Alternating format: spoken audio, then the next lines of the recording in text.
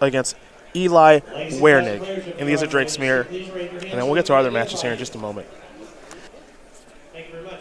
Legacy Classic players, welcome to the next round. Wilson Miller's playing Banned Spirits. Most played deck here in day number 2 of competition for Modern against Brian Basoco playing Humans. And then Lucas Dunn with Demir Death Shadow against David Thomas playing Azorius Stoneblade. It's an opt here for Job. I think Eli may have kept a no-lander after mulliganing to 4. Oh, dear. This will not be as interesting as I'd hoped. Tormenting Voice.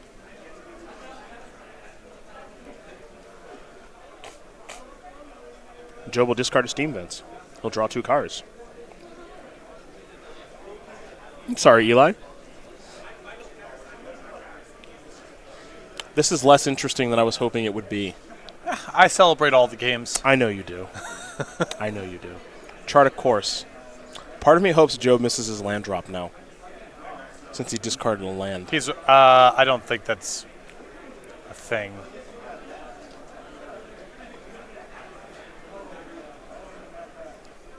Looks like he's going to discard Lava Coil. He doesn't know what he wants to discard.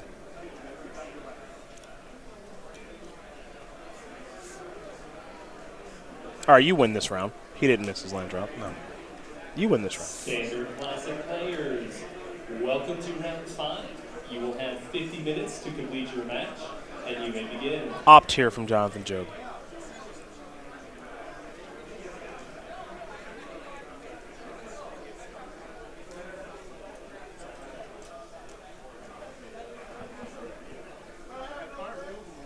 Chart a course.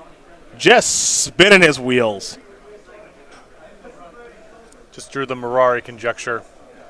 Which, that's more wheel spinning. Assuming Job can make his land drops here. Should lock it up. Letting it go. That it? That it. Is that like that balloon noise you talked about earlier? The sweet release? No, the air never got filled up. Ah, yeah. Okay. Thank you. That's important. Jonathan Job wins a very dramatic and thrilling first game here against Eli Wernigg. Had I known that Eli only kept 4 cards, we may have watched a different game. That's okay. Fix that for next time. Brian Basoco. Mull to 4 discard to hand size is nice. It's a nice game. Brian doing battle against Wilson. That's Humans versus Man Spirits. And, of course, David Thomas against Lucas Dunn. That's Azorius Stoneblade against Demir Death Shadow. We'll get updates on those when we can. For now, I want to go to these sideboards, see what they're working with. Unsurprisingly, they both have Niv Mizzet. I'm going to start with Eli, though, who's got 3 copies of the Big Dragon. 2 Lightning Strike, 2 Blink of an Eye, 2 Disdainful Stroke, 2 Beacon Bolt, 2 Fiery Cannonade, a Dive Down, and a Negate. Now, I know we didn't get to see really much of anything in that first game, but give me an idea of what you'd sideboard, why, and how you think the matchup plays out even after sideboard. I mean, it's about, I'm guessing Niv Mizzet and Negate are the big ones here. I could maybe be interested in Disdainful Stroke because Crackling Drake is such a uniquely problematic card. I mean, I think it's just about sequencing as efficiently as possible, trying to leave enough back to be able to handle opposing threats, and being really efficient with your Phoenixes. But I haven't watched much of the mirror. I'm curious how much of a role Niv Mizzet plays, because I think it does come in, obviously, and it's hard to kill, but you can't counter it either. So, you know, we're going to see Job, and this is where Job's sideboard plan is very interesting to me. Not so much the Entrancing Melodies, though I think there are spots where those will be okay. It's his combination of Niv Mizzet and Sarkhan. Yeah, I'm interested in, I would imagine that package is here for the mirror. Yeah. So he's got 3 of each of those. 2 Shivan Fires, 2 Star of Extinction, a Fiery Cannon, and a Sorcerer's Spyglass. I don't really think those do much of anything. Am I wrong? Shivan Fire might be an upgrade over Shock because 4 toughness is a part of the matchup. So you can kick it and kill Drake? Right, yeah, but okay. I think Niv Mizzet and Sarkhan is the focus here. Star of Extinction, probably not so much. No. I think you have to be able to kill Electromancers in the mirror. That makes me wonder if you're supposed to just board Electromancer out because it probably just dies. Yeah, it wouldn't surprise me. Especially once you're on Niv Mizzet, the game takes kind of a different shape. Okay, and then there's a Cannonade, which not for this matchup. Sorcerer Spyglass, that locking down anything? No. Right, there's the Drakes and all this other crap. There's nothing. Okay. Nothing. All right, well, those are the options there for both players. They're going to work on that. We're going to talk about the Simeon Tour Guide. Our newest playmat here for the StarCityGames.com Creature Collection. It's a pre-release exclusive Creature Collection playmat, of course, because there is a Ravnica Allegiance pre-release taking place January 19th and the 20th. Now, if your store would like to become a part of this very popular and fun program, Ask your local game store to sign up today. They can contact their StarCityGames.com in-store play representative. All you got to do is head over to go.starcitygames.com/pre-release. Get some more information. Figure out how you can get this Simian Tour Guide playmat. Let me take a look at this playmat. I got some, what are these, fighter pilots? What kind of plane is that? They look very, early 1900s. This looks like the Simian Tour Guide is under attack like it's King Kong. Am I wrong? I think you're right. Although the Simian Tour Guide doesn't seem too stressed about what's happening. There's a smile, but maybe it's because the destruction that's about to ensue. Right. It's finally go time. And someone's got to go. I think the first target, I don't know if you see that lighthouse there on the left. Yeah. That's probably the first target. I feel like blue plane into lighthouse is the strategy to begin with. Right. This red plane that's close by, it's a good picture of the red plane, but not long for this world. Go.starcitygames.com/pre-release. Pre-release. Get the Simian Tour Guide playmat. Where are we touring with that Simian Tour Guide? Well, it must be some sort of on the shores of somewhere because there's a lighthouse. That's true. Maybe that was the desolate lighthouse. Perhaps. After all these years, we finally found out where it is. David Thomas with Azorius Stoneblade up a game very quickly over Lucas Dunn playing Dimir Death Shadow. I do agree, though. That tour guide looked very happy. Beatdowns to ensue. If I was like a huge King Kong-esque animal, I would destroy cities like crazy. No question. Because, like, what else is there to do? Exactly. You got to have your hobbies. Yeah. Are you familiar with the video game Rampage? Yes. Yeah, did you like that game when you were... I don't know if you played that game when you were a kid. So when I played it when I was a kid, I was too young to sort of figure out, like, what the rules or objectives were. Okay. But it's a very well-designed game in that it wasn't necessary for me to be able to figure out what the strategy was for me to enjoy it. It was so much fun just beating down. Eli's having difficulty keeping seven-card hands, so he's going to be looking at 6, I believe, right now. With that out of the way, on a recent flight, I saw the movie Rampage that stars Dwayne "The Rock" Johnson. Yep. It is as bad as you think it is. A cinematic achievement, but the opposite of that. Yes. There is a very large wolf, a very large crocodile, and a very large gorilla. However, the gorilla is... on our side, and Dwayne can communicate with the gorilla. Already very believable. Can you imagine being so wealthy, but getting paid at such an incredible rate that you would still do movies like Rampage for $25 million? I do. I can believe that, yes. I can envision that. Eli's going to 5. Starting hand size for Eli so far in this match appears to be 4.5. That's an optimistic estimate. He's still got to keep 5. That's true. Not only that, I don't know. Dwayne, who I am obviously a fan of The Rock, Rampage was truly one of the worst movies I've ever watched. Okay. And then, like, Jeffrey Dean Morgan was in it, who's a very, like, skilled actor. That's the definition of collecting a paycheck. Okay. And then I haven't seen Skyscraper just yet, but similarly bad, I imagine. That's a movie that involves a big building, and Dwayne, for some reason, he has got a prosthetic leg, and then he uses that both in combat and in situations where he needs to get higher on the skyscraper. So, very interesting. The Rock at this point, I can't wait to see. Like, he did a Jumanji remake, which I refuse to watch because the first Jumanji is so good, and it didn't need to be remade. Absolutely. Though I've actually heard this Jumanji is totally fine. I'm not sure Eli settled on 5 here. Oh my goodness. Look at Wilson right now in the middle. He can't believe what's happening. Can't believe what's happening to his teammate. And Job's got this face of, it's cool. I don't mind that this is happening, but it's starting to get suspicious. I would prefer if you could just keep 5 and we yeah, we could. Hold on. Yep, 4. All right. Starting hand size, average hand size 4. for Eli Wernigg. Good choice. Good match choice here by us. I hope our viewers are really enjoying what's going on. I celebrate all the games. I know you do. The entire card pool and the entire range of games. Yep. The good, the bad, and the ugly. I'm both someone who believes like really firmly in certain game design principles, and also someone who's somewhat agnostic towards game quality. It's just all good. It's all good. It's about the range, because the hope is that it's a game you can play for 15 or 20 years, and you need to have a lot of wacky, random stuff happen to keep it engaging for that long. This just gives me more time to make fun of some of the Rock's movie selections as well. What do you think about the Rock's ability to act? I mean, it's kind of over the top and cartoonish, but I don't think he's a bad. He's an entertainer. Okay. You just gotta know what you're signing up for. That's a big thing in life for me. I do think it is wild to me that he is the highest paid actor. Okay, so it looks like Eli has kept 4 and has missed his land draw. All right, Nailed it. We have a match.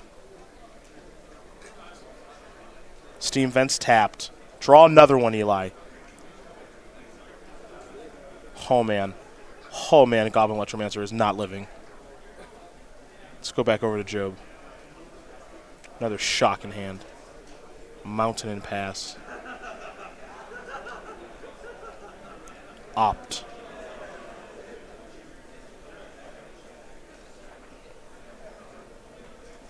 Top card will become the bottom card. A new card here for Eli. We'll go over to Job now.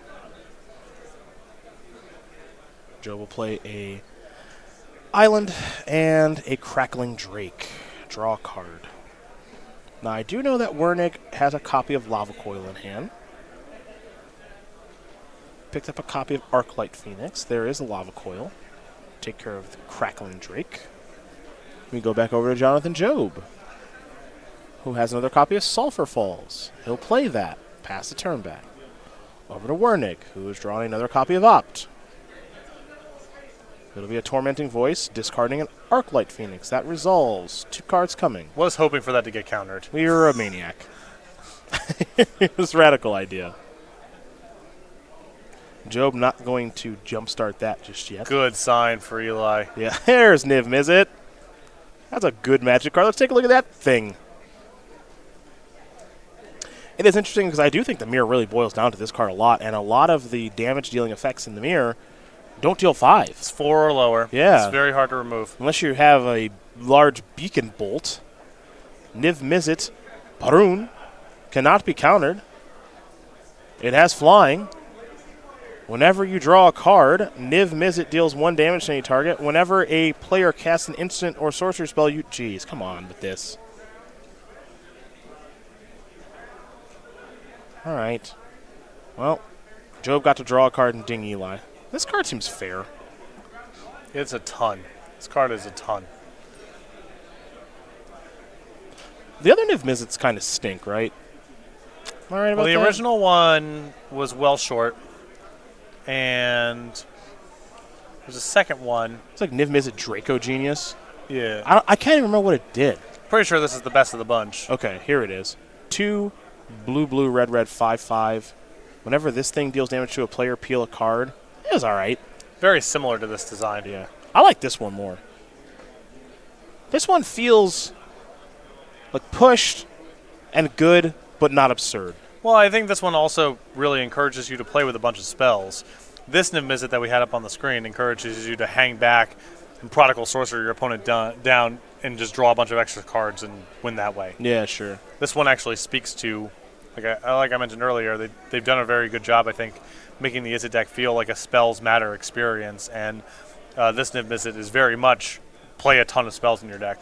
I also like that this Niv Mizzet is like hard to cast, like blue, red. Yep. Like you gotta like build your mana base with this in mind, because the other ones are like 2, and then blue, red most of the time, I think. Yeah. So I kind of dig that this is like not splashable, I guess. Right. It's for Izzet decks. Yeah. It's not for Jeskai decks or whatever. Island, Crackling Drake, ding you because I drew a card. I'm not much of an Izzet mage, but I'd be having fun right now. I wouldn't. I don't know. I think I'd be bored. I mean, I know it's no burglar rat, but No, what is? yes. Beacon, Bolt, and Arclight Phoenix go in the graveyard. It's almost like that's where Job wants them. Along with an additional land. The Memorial to Genius, because he doesn't need any more lands or cards. Big draw step coming. Yeah, huge. Nailed it. Is that thing actually dead? Well, I guess he's just dead to the crackling drink. Yeah, so. I don't know. It's a No. Whatever, moral victory. Yep. Put that Niv Mizzet in the graveyard, 11 thanks. a.m. Standard challenge players. Your round 4 Fireball! Fireball! Fireball. Jonathan Job is going to win this game match over Eli Wernigg. At least he can have some fun when he gets some bad luck. Where do you want to go, my friend? Modern or Legacy? Legacy. Legacy it is. Dave Thomas, Lucas Dunn. Here come the cameras. We hope you're ready. And credit to Eli for handling what could have been a very frustrating experience with some humor. Absolutely. Not easy to do. No. Him to Torok. Well, that's tuning into that television show. Him to Torok, take care of your hand.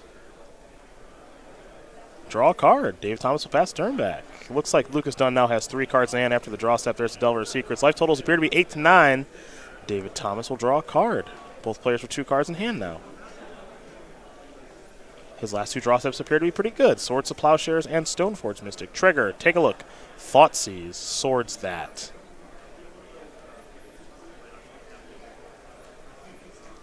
Lucas Dunn will gain a little bit of life. Will Lucas Dunn cast this Thoughtseize? Answer is yes. There goes Stoneforge. Okay. We're going to David Thomas. And David Thomas has drawn a Delver. That Delver is not alive anymore thanks to that Dismember. Lucas Dunn's Delver underneath the Thoughtseize. There's a Gurmag Angler. Don't be delving with that Delver that should be exiled from the swords. Lucas fixed it. We're good. If I was David Thomas, I would draw an answer to this fish. True Name Nemesis would be good. That would be very good.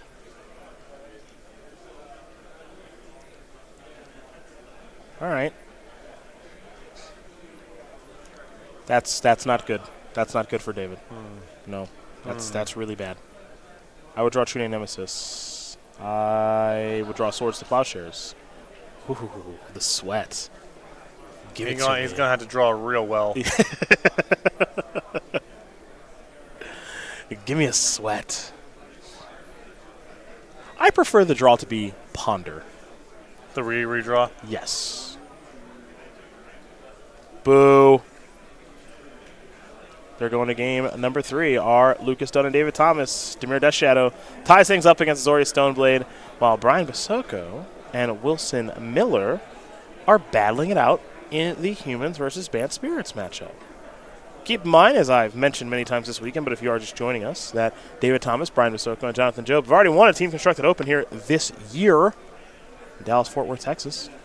They're looking to win another one, and Job and Basoco have won 2 this year. David Thomas missed the first one. Rudy Riska subbed in admirably and helped to win that team open. That gives you an idea of what kind of team we're looking at here on the right side of things as Wilson Miller and Brian Basoco continue to battle. See if we can get our eyes on that middle match. Mantis Rider here for Brian. Looks like Wilson's taking 3 in the air.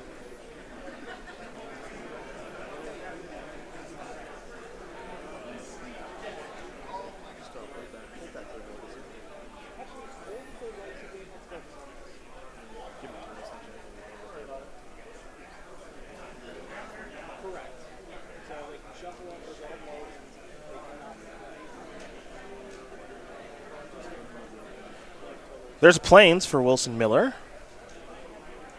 As we're just going to stay out over on this match. And then we'll hop back over to Legacy. I want to bring you some action. Hey, cool. Not that huge of a deal here for Basoco, as he can just move the vial up. Oh, never mind. He's copying the Mana Strider, it looks like. I thought he pointed to the Reflector Mage. Well, I thought there might be some bouncing too, yeah. This is a better use of that Phantasmal Image. Meddling Mage, unsurprisingly, naming Path to Exile. And the Mana Strider staring off at each other. It looks like Brian will not attack.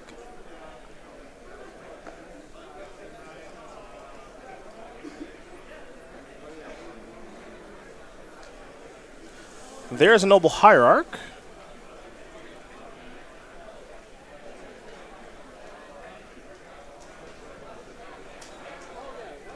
And now a Flooded Strand.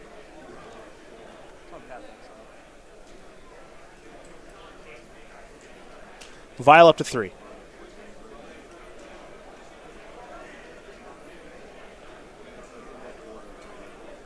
All right. Brian will pass the turn back. Don't know for sure, but by the looks of things, I think Basoco probably went down to at least 5 cards. Yeah, it feels that way, Yeah, right? he just looked over and it was just, how is he hellbent already? And Wilson has a lot of cards in hand. Right. 14-9 right now in favor of Wilson for your life totals.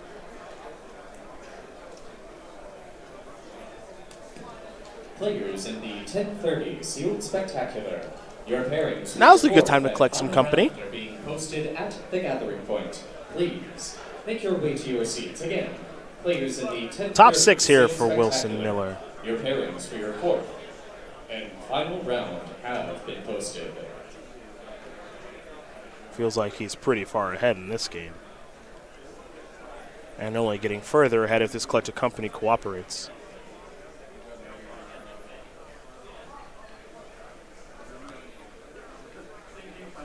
Looks like he's going to consult Eli, the Mulligan Master.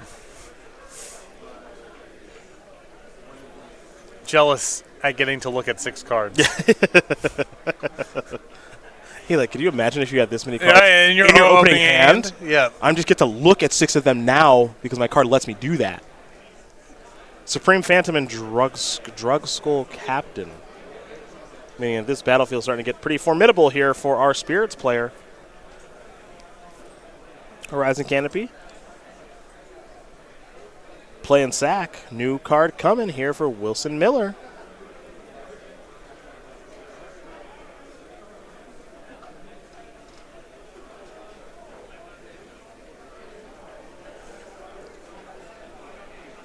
And now Night of Autumn. Goodbye, Vial.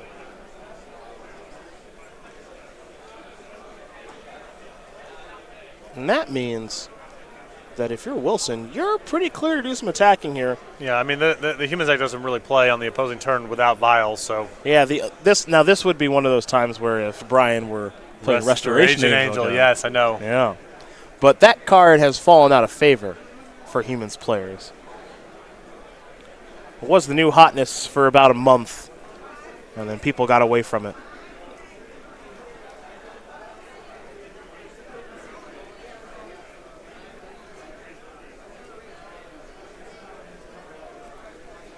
Looks like there's really not many great blocks to be had here for Brian.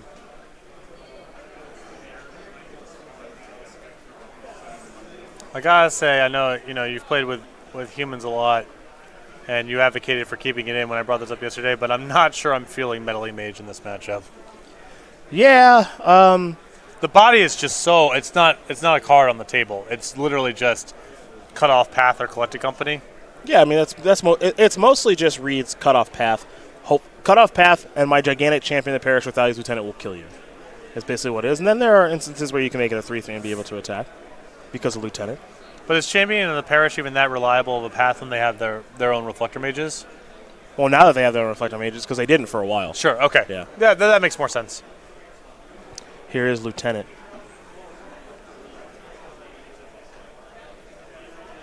Brian's at 1.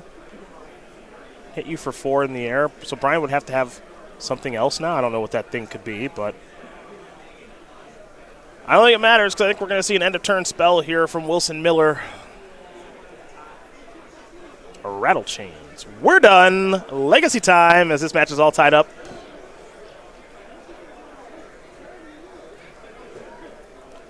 So it comes down to Lucas Dunn and David Thomas. David Thomas will be on the play.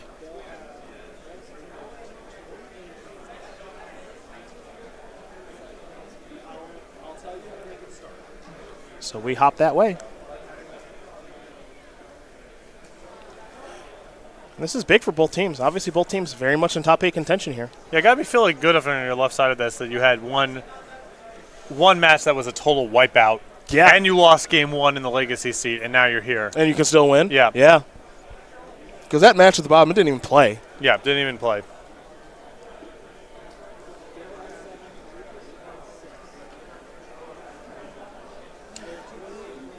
David's on 7 cards. Lucas Dunn is on 6. They got 28 minutes to play the game. It's Tundra to start. We go to Lucas Dunn.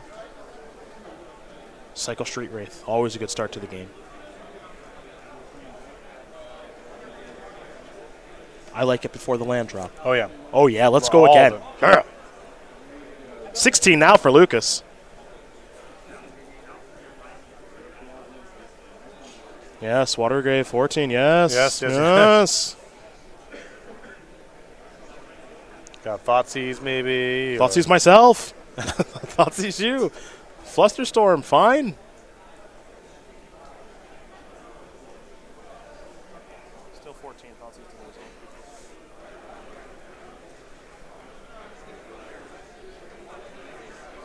Just a flooded strand for David Thomas.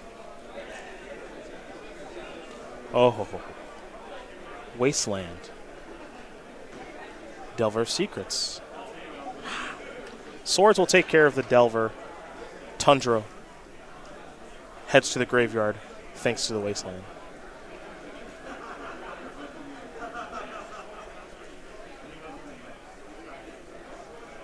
Oh, yeah. Yes. It's a Wasteland party. Does Lucas have a land? He does. Verdant Catacombs. Down to 14. Watery Grave down to 12. The love for Wasteland knows no bounds. I know. I just love the Wasteland and the drama as we wait for the person to draw a card and flick their cards around in their hand and say, go. Yeah. It's never gotten over. I've been covering the tournaments for however long now, 6 or 7 years. And that sweat where we just get to see if they can even play anymore. Yeah.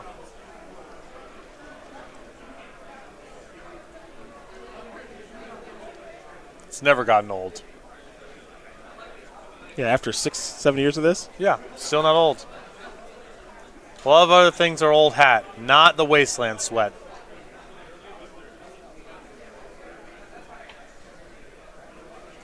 Also, just people who are really passionate about their format. You know, there's some people who are just like, Modern's the best, Finn's the best, Legacy's the best, or whatever.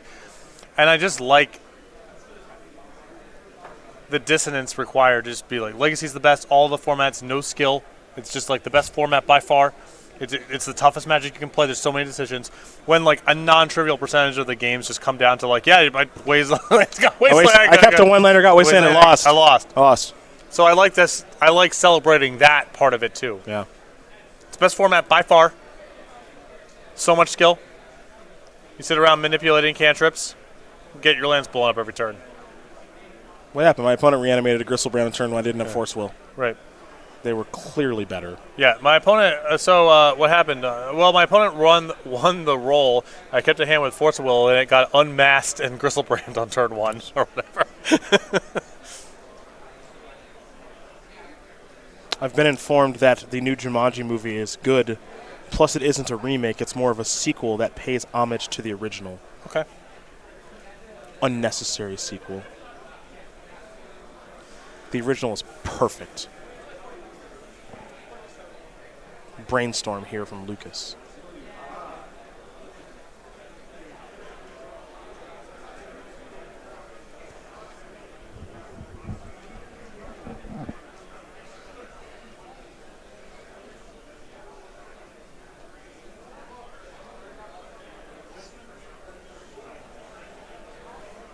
Lucas is deciding what land he wants to search up. Post Brainstorm. It'll be, ooh, hello, another Watery Grave. It's a painful way to do it. Setting up maybe a pretty substantial Death Shadow here. Mm-hmm.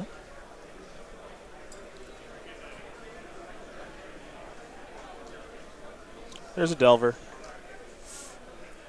And I don't think that Delver is going to live very long because of the days. A Delver here for David Thomas.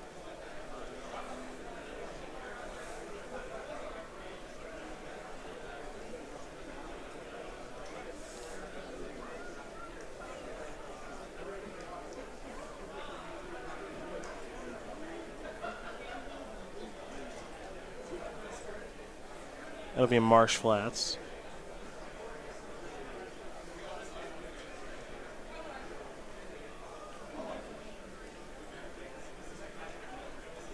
And now Dismember. Goodbye, Delver. Lucas is down to 5. Here we go. Now it's Death Shadow There time. we go. Yep. Matter of time with all the damage he was taking. Another Delver. Pass the turn back. One thing about Thomas's deck, and this is why I see why you like Path, because every time I watch David, it feels like he's always got Council Judgment just kind of stuck in hand. So I'm really skeptical of Council's Judgment when you don't have a second Plains in your deck. So you have to keep a Tundra to be able to do it against a deck with Wasteland, and you're playing against Daze. Yeah. Like, a Council's Judgment, you can bring in other matchups, I get it, but it does not do work here. It's too hard to resolve. And like I said, if you're going for this matchup, you just need to load up on paths.